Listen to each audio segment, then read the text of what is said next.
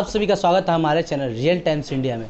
तो आज हमारे साथ मौजूद हैं टीएमसी के 20 नंबर वार्ड के, कोलकाता के 20 नंबर वार्ड के पूर्व पार्षद एवं राष्ट्रीय पार्षद, राष्ट्रीय प्रवक्ता एवं टीएमसी के प्रवक्ता श्री विजय उपाध्याय जी। तो आइए हम बात करते सीधे सीधे जो माननीय मुख्यमंत्री ममता बनर्जी ने अंगीकार लॉन्च किए हैं, कई सारे दावे किए हैं कि राजनीति जीतने के बाद बंगाल में क्या होगा। तो आइए हम पूछते हैं कि इसका फ़ायदा जो होगा किस प्रकार बंगाल की जनता को मिलेगा। नमस्कार सर, आपका बहुत बहुत स्वागत है हमारे चैनल रियल टाइम्स इंडिया में। सर, जो आपके सभी दर्शकों को मेरा नमस्कार, हार्दिक शुभकामना, होली की आने वाली अग्रिम शुभकामना। जो अंगीकार लॉन्च हुआ सर, समझे सर, उसके विषय में कुछ बताइए हमारे। ऐसा है कि ममता बनर्जी जो कहती हैं वो करती हैं, उनके कथनी और करनी में फ़र्क नहीं है। 10 साल से पश्चिम बंगाल की जनता यह देख रही है, तो उन्होंने जो भी कहा है, अंगीकार किया है, तो ये मान लीजिए वह लागू होगा किसी भी कीमत पे। वो मुख्यमंत्री बनने के बाद उसको भूलेंगे नहीं, जैसे कि भाजपा वाले लोग भूल जाते हैं, वो भूलेंगे नहीं। वो भाजपा वाले जुमलेबाजी करते हैं, झूठ बोलते हैं। ममता बनर्जी जो कहती हैं करती हैं। सर, जो अभी हाल ही में सर ममता बनर्जी के साथ नंदीग्राम में हादसा हुआ सर, इस विषय में कुछ बताइए। ममता बनर्जी पेट्रोल, डीजल और गैस के बढ़े हुए दामों के प्रतिवाद में, आज गैस चला गया 900 के आसपास, पेट्रोल चला गया 100 के आसपास, डीजल 90 के आसपास। जब मोदी जी बैठे थे प्रधानमंत्री बन गए, तब यही गैस सिर्फ 415-14 रुपया दाम था 14 में, आज वो डबल से बेसी हो गया। तो उसके प्रतिवाद स्वरूप नवान्न से, जो कि यहाँ का मुख्यालय है पश्चिम बंगाल का, इलेक्ट्रॉनिक स्कूटी में बैठ के प्रतिवाद स्वरूप निकली। स्कूटी वो चलाना भली बात नहीं जानती थी, तो बीच में स्कूटी कहीं कहीं लड़खड़ाई। संग में रहे सिक्योरिटी गार्डों ने उसको संभालने का काम किया। उसको देख के एक महिला मुख्यमंत्री, भारतवर्ष में सिर्फ एक महिला मुख्यमंत्री, पूरे भारतवर्ष में और कहीं कोई मुख्यमंत्री है नहीं, सिर्फ एक महिला मुख्यमंत्री।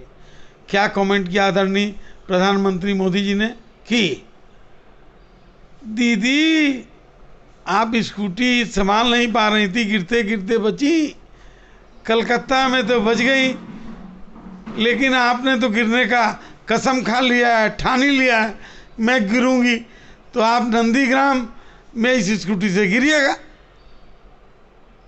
और जिस दिन ममता बनर्जी के संग में नंदीग्राम में हमारी आदरणीय माननीय मुख्यमंत्री के संग में दुर्घटना घटी और उनका पांव फ्रैक्चर हुआ, उसी दिन सुबह यहाँ के युवा मोर्चा के बंगाल अध्यक्ष ने दावा किया कि 5 बजे पूरा बंगाल देखेगा नंदीग्राम में क्या होने जा रहा है। और ममता बनर्जी एक हादसे में वहाँ पर भाजपा के आए हुए लोगों ने दुर्घटना घटाया, वो जग जाहिर है, और उनके पाँव में फ्रैक्चर हुआ, प्लास्टर लगा। जैसे सर बोल रहे हैं सर कि बाहरी करके कुछ बातें चल रही है, विरोधी पार्टी करी कि ममता बनर्जी कहती है बाहरी लोग हैं, जेपी नड्डा और अन्य लोग जो भी बाहरी हैं। सर, बाहरी लोग यानी कौन से? ऐसा है, बाहरी मतलब यही हुआ ना कि जो सीजनल लोग हैं, ये चुनाव यहाँ है तो 3 महीना से घूम रहे हैं, इसके पहले तो दिखाई नहीं दिए, तो ये बाहरी हैं।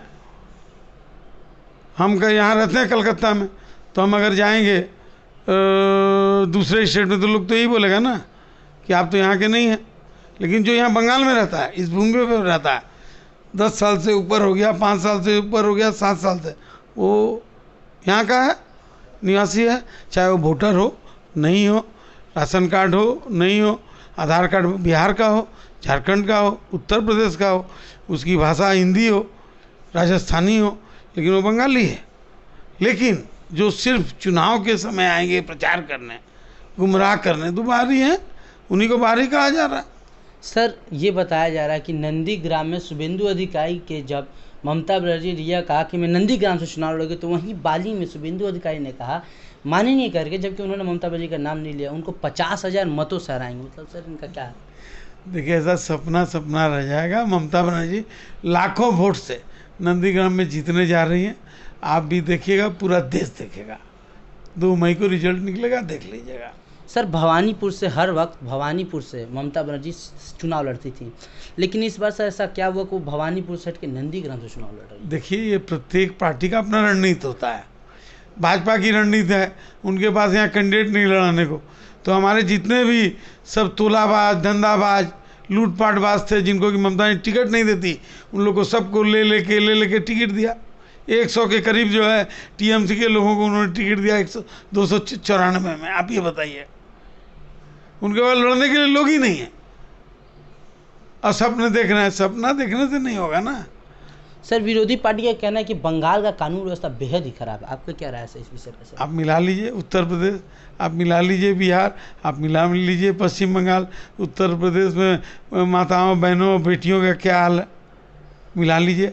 ये तो हम नहीं बोल रहे हैं, सेंट्रल गवर्नमेंट का भी जो क्राइम ब्यूरो है उसने कहा कि सबसे सेफ इंडिया में 1 नंबर में, महिलाओं को सेफ्टी में 1 नंबर अगर कोई है तो कलकत्ता है। हमने, बंगाल गवर्नमेंट ने नहीं लिखा, क्राइम ब्यूरो ऑफ इंडिया जो मोदी सरकार के अंडर में, उसने कहा है।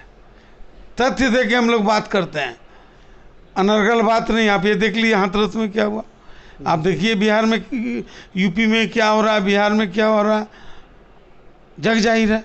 हर एक चौथे दिन, हर एक 5वें दिन जला दी जा रही हैं बेटियों को, उनके बाप को सरेआम गोली मार दिया जा रहा है। कंप्लेन किया, लड़की के संग गलत व्यवहार किया, कंप्लेन किया, बेल हो गया, निकल के आया, बाप को गोली मार दिया।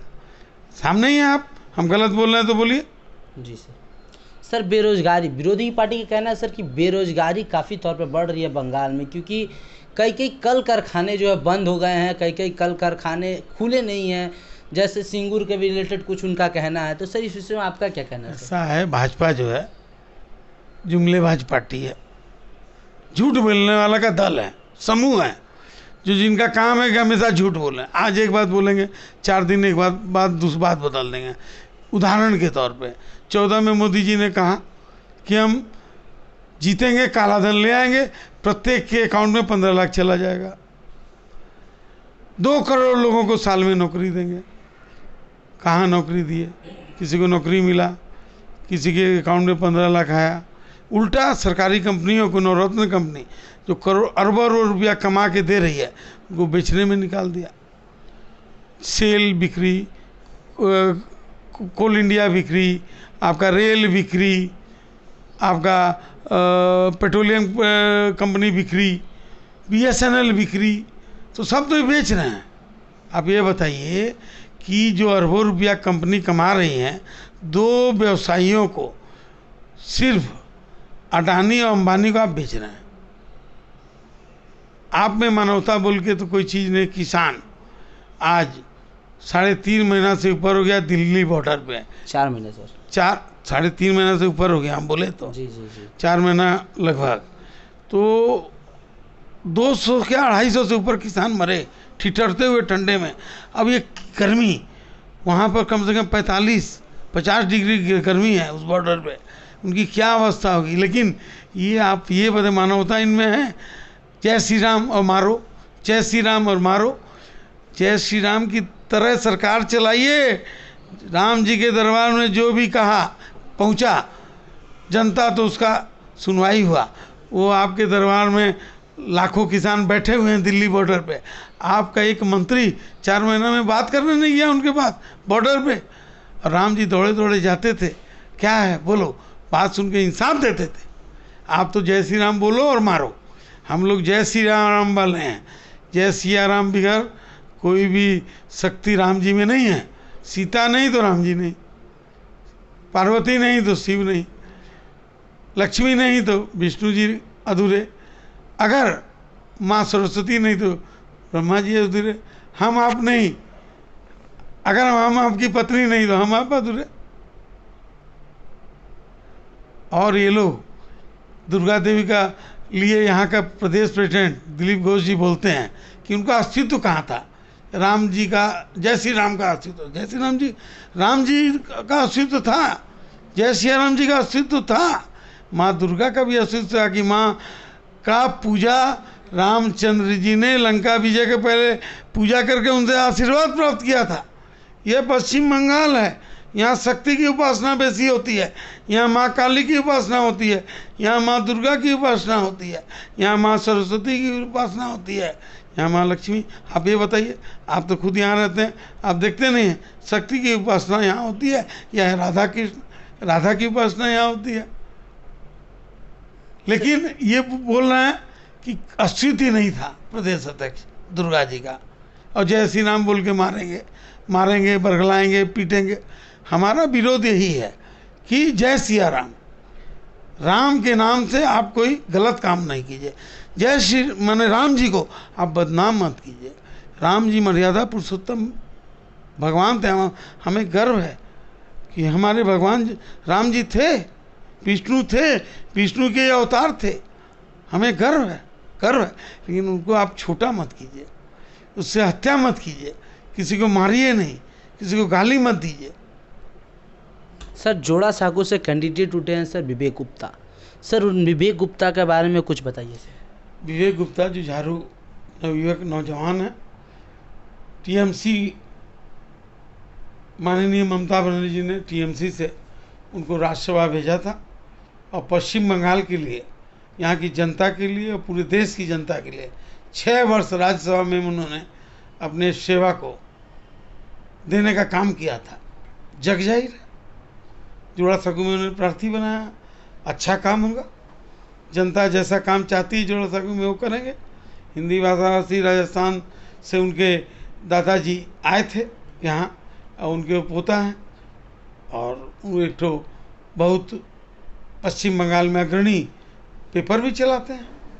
आपका चैनल है, मैं नाम नहीं लूँगा, लेकिन जग जाहिर है, क्योंकि आप लोग को थोड़ा ये होता है विवाद कि हमारे चैनल में दूसरे चैनल का नाम नहीं लेना चाहिए, इसलिए नहीं लेना चाहता हूँ। लेकिन विवेक गुप्ता होनहार लड़का है, और ममता बनर्जी को मैं धन्यवाद देना चाहूँगा कि इसे ऐसे होनहार नवयुवक को, विवेक गुप्ता को जोड़ा साकू में अपनी प्रार्थी बनाया। कि क्यों? मुझे गर्व है कि मैं भी जोड़ा साकू का वोटर हूँ। मुझे आशा ही नहीं, पूर्ण विश्वास है कि जोड़ा साकू की जनता का जो स्वप्न है वो साकार होगा। सर कई पार्टियां गठबंधन के, CPIM, कांग्रेस, ISF, सर क्या लगता है जिसका असर टीएमसी पड़ेगा? ऐसा है, गठबंधन जितना हो, ममता बनर्जी अपने कामों के माध्यम से जानी जाती है। 10 साल में जो उन्होंने काम किया, 35 साल में लेफ्ट फ्रंट की सरकार ने वो काम नहीं कर पाई जो उन्होंने 10 साल में करके दिखा दिया। और आगे जो काम करने जा रही है पूरा देश देखेगा, और उसका रिपरकेशन पूरे देश में होगा। सर परिवर्तन यात्रा, कई पार्टियों का दल बदलने से, कई नेताओं का दल बदलने से सर क्या लगता है इसका असर टीएमसी पार्टी पड़ रहा है क्या? ऐसा है कि टीएमसी में कंडेम लोग, तोलाबाज, धंधाबाज जो बदनाम थे, ममता बनर्जी ने तय कर लिया था इन लोगों को टिकट नहीं देंगे, वो लोग भागे यहाँ से टिकट लेने के लिए। और टीएमसी के मैंने बीजेपी के पास कोई उम्मीदवार नहीं था, तो उन लोगों ने उसको लिया, वॉशिंग पाउडर में उनको साफ कर दिया, जो कि CBI इंक्वायरी में फंसे हुए हैं, ED इंक्वायरी में फंसे हुए हैं। आप भी जान रहे, पूरा देश जान रहा। उनको लेके कैंडिडेट बनाया, और रिजल्ट 2 मई को आप देख लीजिएगा। ममता बनर्जी 250 सीट लेके फिर मुख्यमंत्री तीसरी बार हैट्रिक करके बनने जा रहे हैं। सर 2 मई से याद आ रहा है सर, कई भाजपा कार्यकर्ताओं नेताओं का कहना है कि 2 मई दीदी गई, मतलब ये सर किस प्रकार दीदी गई, किस प्रकार खेला होगा सर? ये सब जो लोग हैं पश्चिम बंगाल में नहीं रहते हैं, बाहर से आए हैं, कोई उत्तर प्रदेश से, कोई बिहार से, कोई राजस्थान से, कोई महाराष्ट्र से, दखल करने के लिए कि ज़बरदस्ती हम पश्चिम बंगाल को दखल कर लेंगे। पश्चिम बंगाल के लोग बोलें जो यहाँ रहते हैं, चाहे हिंदी भाषाभाषी हो चाहे राजस्थानी हो, जिनके बच्चे यहाँ पढ़े बड़े हुए, यहाँ की ज़मीन में, यहाँ की शस्य श्यामला भूमि में खेल के बड़े हुए, यहाँ का नमक खाया, यहाँ के स्कूल में पढ़े, वो सब हमें गर्व है कि हम लोग बंगाली हैं। हमारी भाषा हिंदी हो सकती है, किसी की राजस्थानी हो सकती है, हमें गर्व है कि हम बंगाली हैं, हमारे पूर्वज, हमारे दादा, और हमने यहाँ जन्म लिया है। जो परदेसी बोला जा रहा है, यहाँ के रहने के लोगों को, रहने वालों को नहीं, चाहे वो वोटर हो, उसका आधार कार्ड हो नहीं हो, जो भी यहाँ रहता है 5 साल से, 7 साल से, 10 साल से, वो सब हमारे पश्चिम बंगाल के बंगाली हैं और रहेंगे। बाहरी जो है वो बाहरी हैं, बाहरी रहेंगे। सर, अभिषेक बनर्जी पर तोलाबाज करके विरोधी पार्टियों का आरोप लगा रहा है कि तोलाबाज कोयला खदान घोटाले में उनका नाम है। क्या लगता है सर, इस विषय में जो विरोधी पार्टी कह रही है, इस विषय में कुछ बता आप ये बताइए, बोल दिया भाजपा जुमलेबाज पार्टी, झूठ बोलने वाली पार्टी, हमेशा झूठ बोलती है, बरगलाती है लोगों को। आज तक इन्होंने कोई भी वादा मोदी जी का पूरा हुआ हो तो बता दीजिए, असम में पूरा हो तो बता दीजिए, उत्तर प्रदेश में पूरा हुआ तो बता सर, दीजिए। उत्तर प्रदेश से एक वादा उन्होंने किया था राम मंदिर का, उन्होंने पूरा किया। देखिए, राम मंदिर जो है कोर्ट के ऑर्डर से बन रहा है। जी राम मंदिर का श्रेय अगर वो लेना चाहेंगे तो ये भारत की जनता देने वाली नहीं है, जी क्योंकि सुप्रीम कोर्ट ने ऑर्डर दिया है राम मंदिर बनने का, और हम भी सहमत हैं। सुप्रीम कोर्ट, सर्वोच्च न्यायालय अगर कोई भी आदेश देता है, हम लोगों का धर्म है उसको मानना। तो वो कौन होते हैं बोलने वाले कि हम बनाने? आप कौन होते हैं बनाने वाले? आपने तो तोड़ने का काम किया, आपने जोड़ने का नहीं। आपने इंसान को लड़ाने का काम किया, एक धर्म से दूसरे धर्म को पिटवाने का काम किया।